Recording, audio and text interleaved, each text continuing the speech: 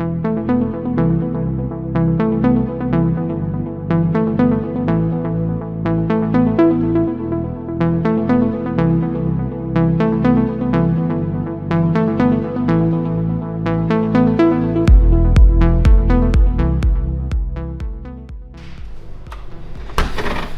gotta say, one of the nicest feelings is having the day off of work. Got your coffee situation figured out, and no reason to go anywhere. Got all your parts ordered, and you come down to the garage, and you got a 450R motor you can begin putting back together. So, no new coffee reviews because obviously my driveway sucks, and I can't go anywhere really in the winter whenever there's snow falling down on it. But we'll have to go outside once it stops snowing and handle that snow in a little bit.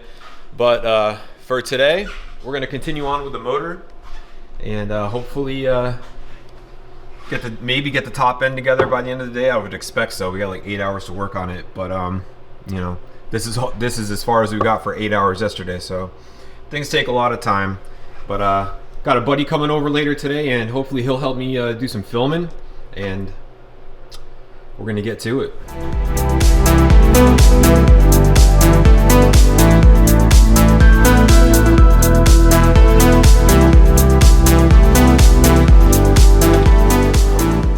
Yo, what's up? What's up, dude? Everybody, this is Ken. He's going to help us out with some of the video today and give you guys a perspective that's not always going to be me holding the camera on myself. So hopefully we'll have a little bit better video today. Film the dirty stuff. Yeah, all the dirty stuff. I can get dirty and Kenny can film. Honda used to make a paper. It was like a green paper gasket that used to get clamped in there, and then Honda went to these. It's kind of like a metal embossed gasket. So instead of being paper now, it's actually metal with a crushable. It's not plastic, but it's some type of polymer layer, and it makes it way easier to scrape off, because you used to crush the paper gaskets in there.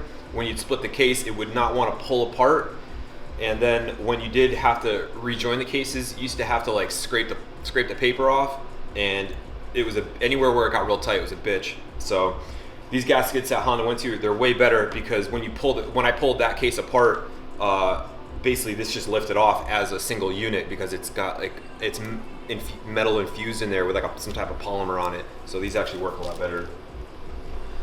I didn't have to scrape any gasket surfaces on this one.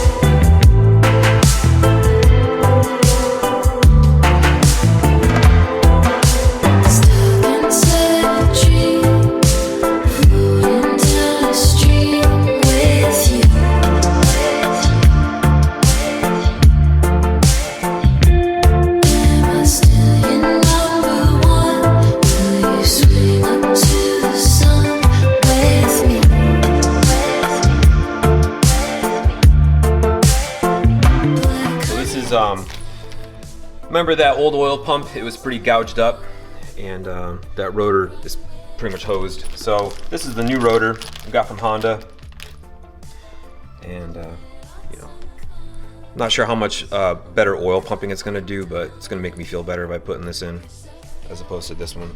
But I better keep those together.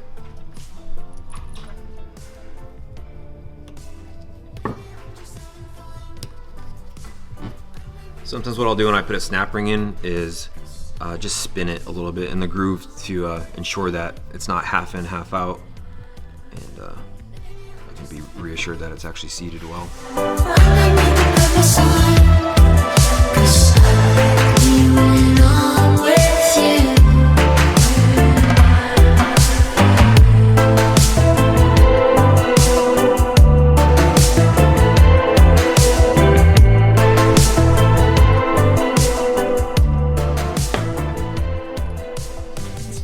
This is a new one, and I didn't mix them up.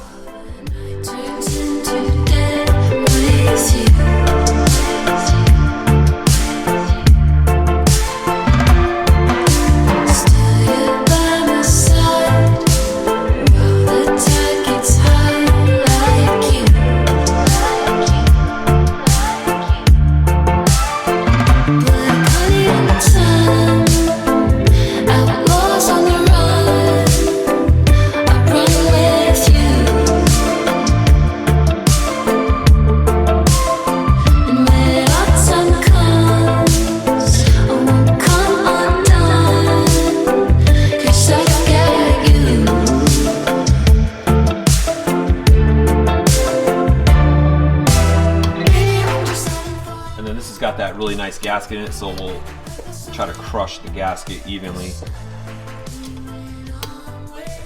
Go to like, 30 and then up sequentially. So I'm not doing the same. So this is actually a shorter bolt.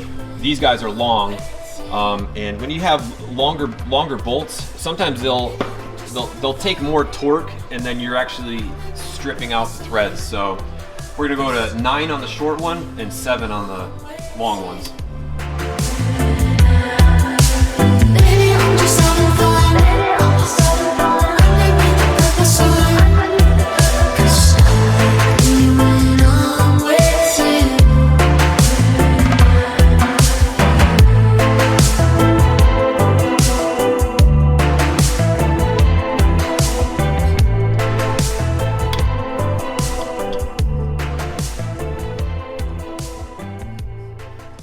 One big mistake I did make before working with Jimmy Ardo on his motor, these two cam guides. So when the head goes in, this has to go. So when the cylinder goes in, this sits with this little boss on the cylinder, and then the head goes on top of that, and it's real easy to overlook. And what we ended up doing was putting the barrel on, and then I forgot to put this in before I put the head on, and we torqued the head and crushed the gasket. And then realized, oh no, we never put this in. So I actually have this in red on here. The red step actually is cam chain guide. Do not forget this step prior to crushing the head gasket. But it's really easy to overlook. 72.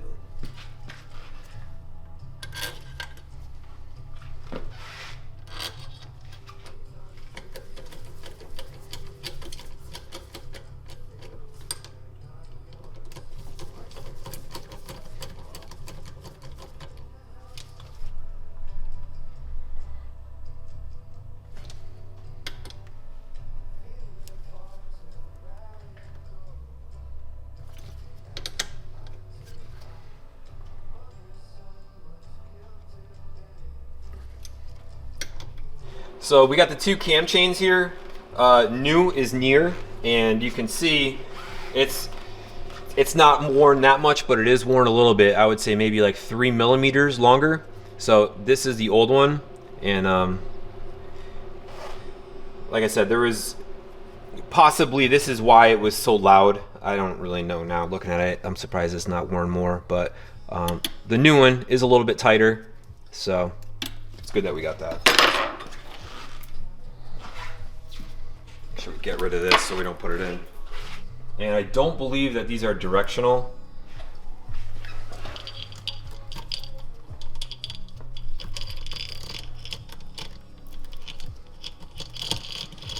Let's start that over. like a moron.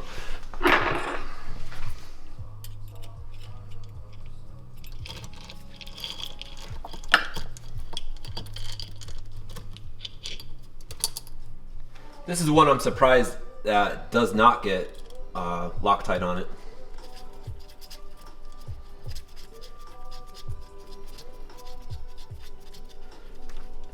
And this guy's gonna go to 7 as well.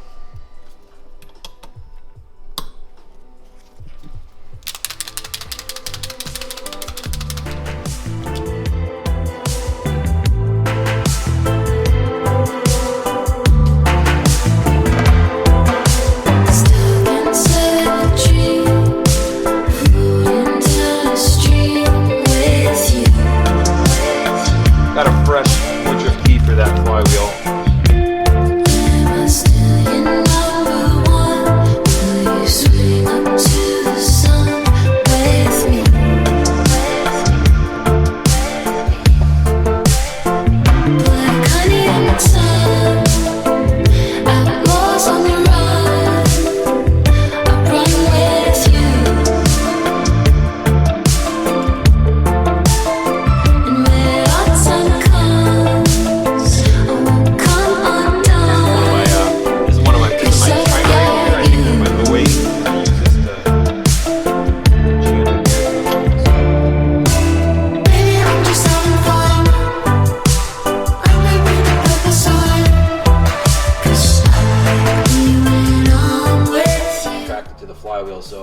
try not to slam it in there because it's gonna want to slam itself.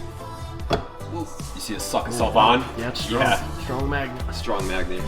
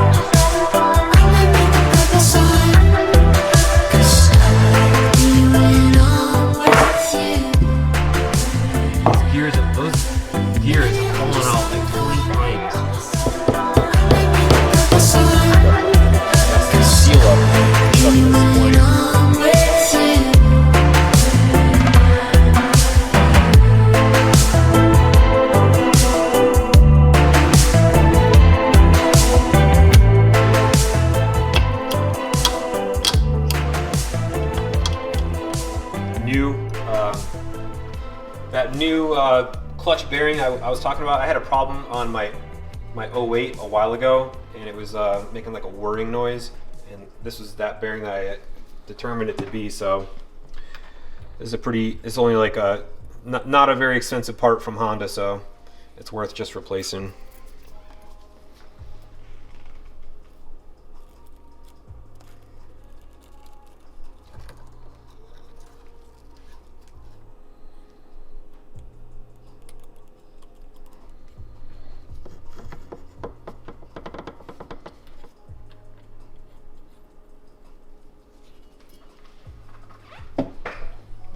Fit.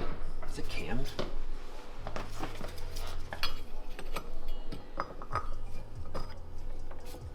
Real tight fit. There she goes. That's nice. Yeah. Okay.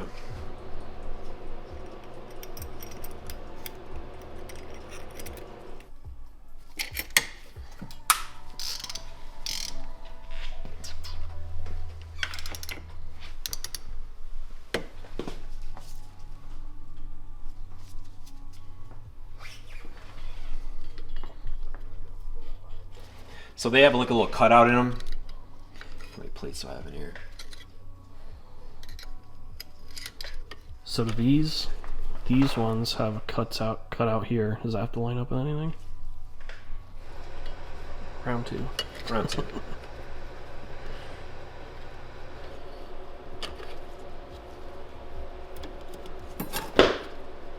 Jeez.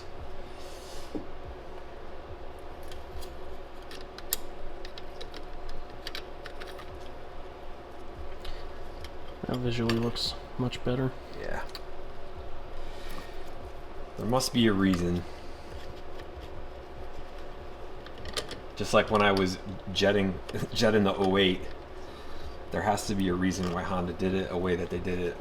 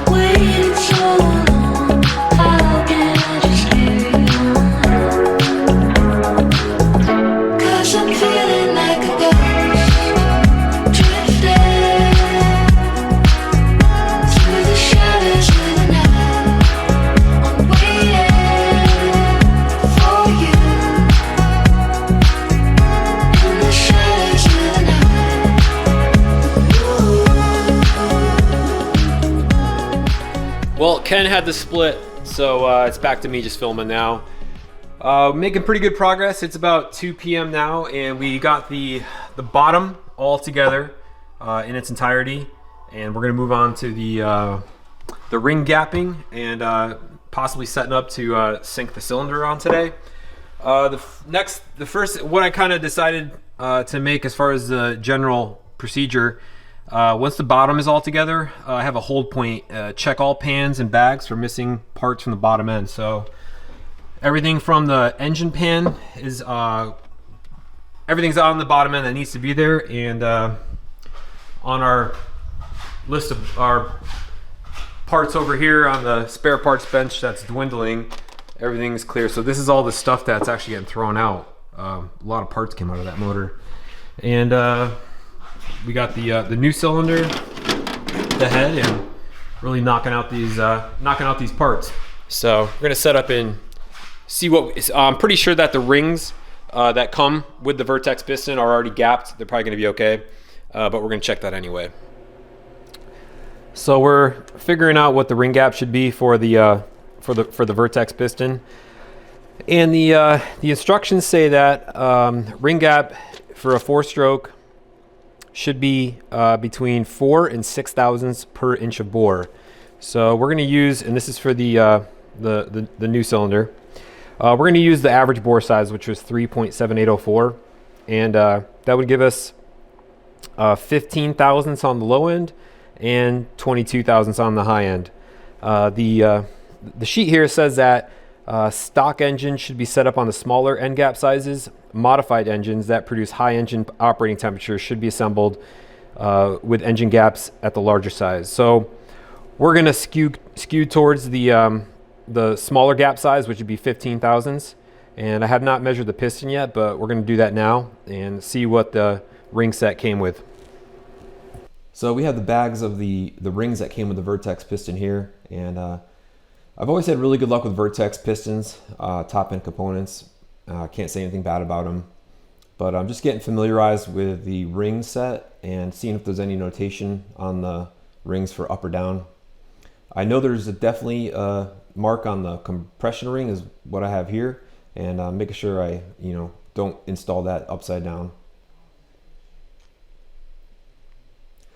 So I'm gonna get some oil into the bore. I want to try to prevent any possible galling, of the unlubricated surfaces on each other when I put that ring into the bore and press it down with a piston. And I'm going to set the ring in the bore just with your fingertips and use the piston to push it down squarely. And sometimes I like to use a ruler on the side of the piston to make sure that each side is evenly pushed down, that the ring's not cocked in there at all. But you can usually get it by eye pretty good. So we're going to grab a set of feeler gauges here in a second, and basically to measure ring gap, you're just going to see what gauge fits inside of the gap inside the ring once it's inside the bore. And I think what we're getting here is a 14 thousandth. So the ring came from Vertex, needing to be filed, and that's okay because I have a little setup here. This is how I do it. I have a little mark on here. Hopefully you can see that.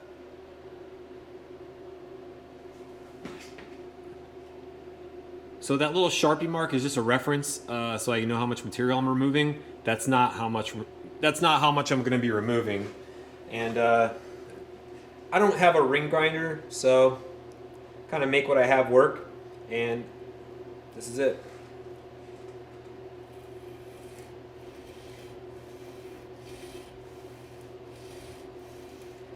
I think I may have taken a little too much off, but we'll check it back in there.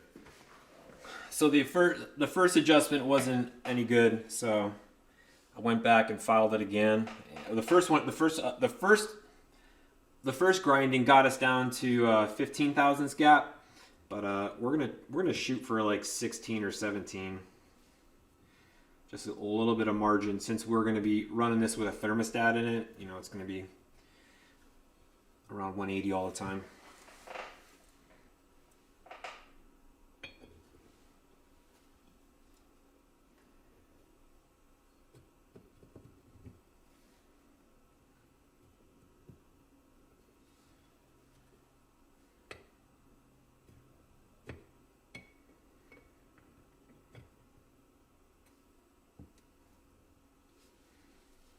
Just using a straight edge to make sure that each side of the ring is down to the same depth.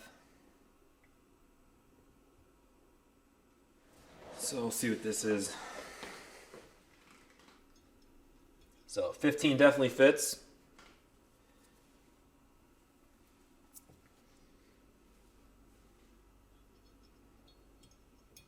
$16 fits.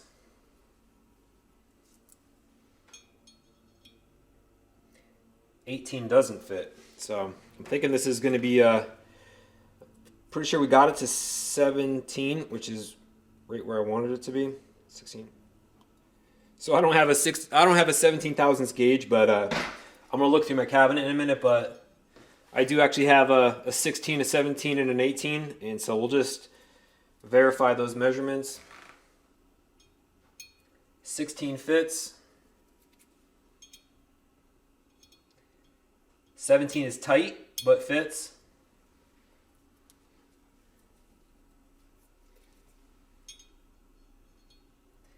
And the 18 does not fit. So that's perfect. That's right where I was kind of shooting for.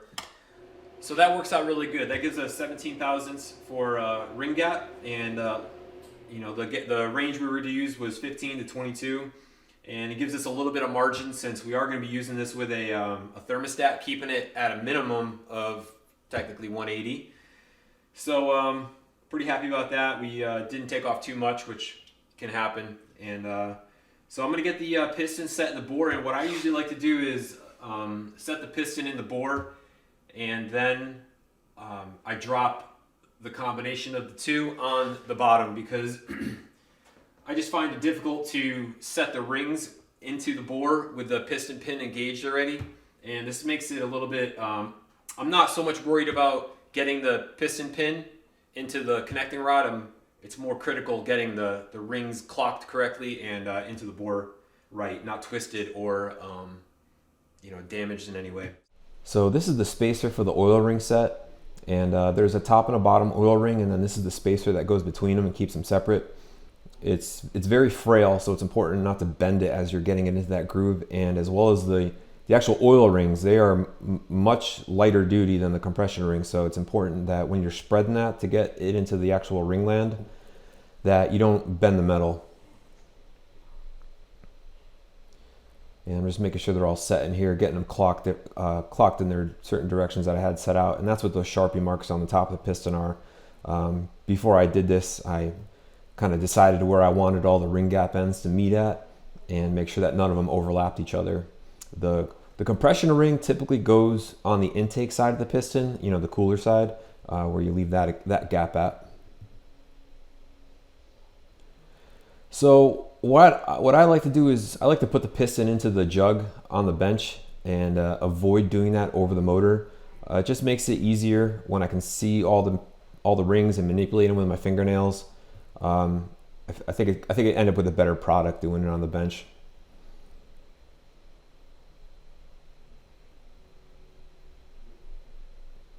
So we're getting ready here to push the pin through. There's always a big and a small side of the piston, so it's important to determine which side is going to be easier to push the pin through, and pick that side to leave your circlip out so you can, you know, get good access to it. And we're getting the last circlip clipped in here now. This is my FM cover, basically just a rag that I stuffed down on the motor, because you do not want to lose one of those circlips down into the bottom end at this point, because we'd be taking the motor apart to find it. So the piston pin is in, got the jug sunk, and looks like everything's good to go. Honda, they do not oil or provide any corrosion protection from the steel pins to the aluminum casting of the head, so I like to put oil on those pins, those dowels, to make it easier to remove them if I ever have to take this motor apart in the future.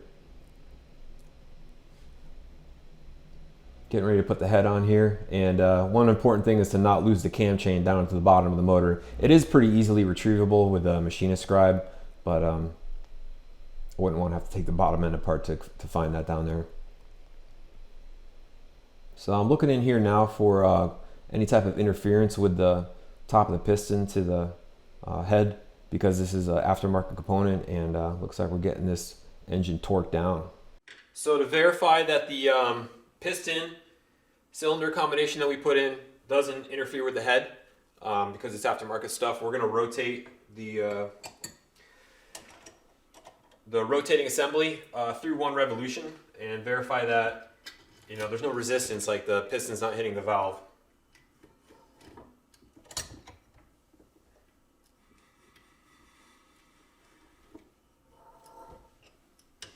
So with a 13.5 to 1 compression piston that went in here, that's not much room at all from the piston dome to the valves or the cylinder head. But I don't feel any resistance or nothing going on at all. Just stroking it freely, so it's good news.